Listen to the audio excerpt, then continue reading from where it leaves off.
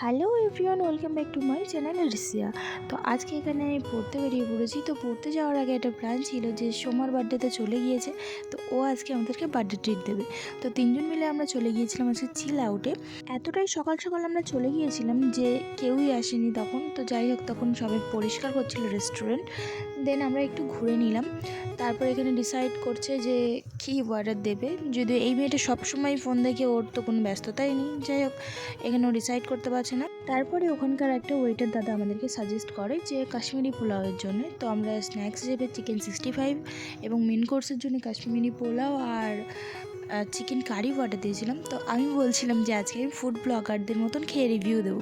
তো খাওয়ার পরে টু বি ভেরি অনেস্ট, আমার কাশ্মীরি পোলাওটা অতটাও ভালো লাগেনি, এভারেজ ছিল। আর বাদ বাকি দুটো আইটেম বেশ ভালোই ছিল। তারপরে তো এখানে আর ছিল গিফট আনবক্সিংয়ের পালা, জন্য ছোট্ট একটা গিফট।